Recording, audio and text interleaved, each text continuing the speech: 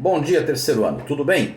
Nós, na última aula, iniciamos o estudo da prova pericial e terminamos os vídeos falando justamente exatamente do momento em que o juiz, tendo nomeado por decisão o perito e intimado desse despacho às partes, abre-se para as partes, portanto, aqueles ônus de indicar assistente técnico, de apresentar os quesitos e, eventualmente, impugnar o nome do perito por impedimento ou suspeição, através de exceção, ou apenas impugná-lo por ausência de conhecimento.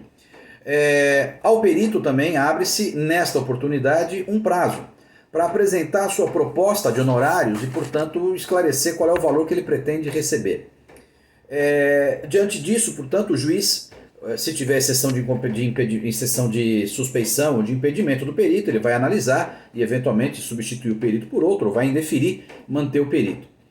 Esses honorários do perito, eles poderão ser parcelados em duas vezes, ou seja, metade no começo do início dos trabalhos, para iniciar os trabalhos, e a outra metade com o ato final de esclarecimentos acerca do laudo apresentado. Porque eventualmente o laudo não é necessariamente o ato final, porque podem vir alguns esclarecimentos ou eventualmente até a presença do perito em audiência. O perito, portanto, ultimada essa fase de pagamento, concluído o pagamento, portanto feito o pagamento pela parte, nós temos início propriamente ao ato de perícia, as chamadas diligências do perito. Para tanto, ele deve, nos termos do artigo 474, informar as partes do início da perícia, ou seja, se for uma perícia de engenharia e tiver que subir no telhado, ele vai dizer que dia tanto, às 9 horas, subirá no telhado. Se for uma perícia contábil, ele vai dizer que dia tal vai pegar os livros na empresa. Então ele vai ter que anunciar para as partes o início. Até porque o que a parte espera é que o seu assistente técnico tenha a condição de acompanhar a perícia para eventualmente analisar o método utilizado pelo perito, as deficiências no trabalho do perito.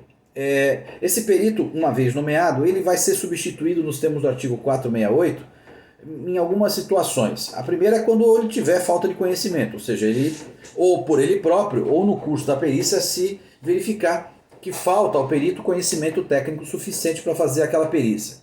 A outra hipótese é quando ele não cumpre o seu dever, portanto passa o tempo e ele simplesmente não desenvolve a atividade pericial. Nesse caso, entretanto, em qualquer caso, ele deve devolver o dinheiro recebido, óbvio, restituir o dinheiro, os honorários à parte, mas no caso 2, em que ele não cumpre o seu dever, a gente deve, inclusive, eventualmente, sujeitar esse perito a uma análise ética junto à sua corporação de ofício, portanto, CREA, eventualmente outro conselho, CRM, que analise essas atuações antiéticas e descompromissadas do próprio perito, tá bom? Há uma outra coisa importante que trata o artigo 4... Onde é que está aqui? Eu já acho. Que fala dos quesitos suplementares, o 469. E esse é um assunto bastante complicadinho pelo seguinte. O 469 diz: as partes poderão apresentar quesitos suplementares durante a diligência, que poderão ser respondidos pelo perito previamente ou na audiência de instrução. Há, portanto, uma grande confusão. O que se entenderia por quesitos suplementares? Ora, são aqueles que vêm depois dos quesitos originais apresentados naquele prazo preclusivo de 15 dias. E, portanto, eu acho, minha opinião, é que a gente tem que tratar com bastante cuidado desses quesitos suplementares, porque se a gente admitir qualquer tipo de quesito suplementar, me parece que a gente vai esvaziar a importância daquele prazo preclusivo anterior. Por quê?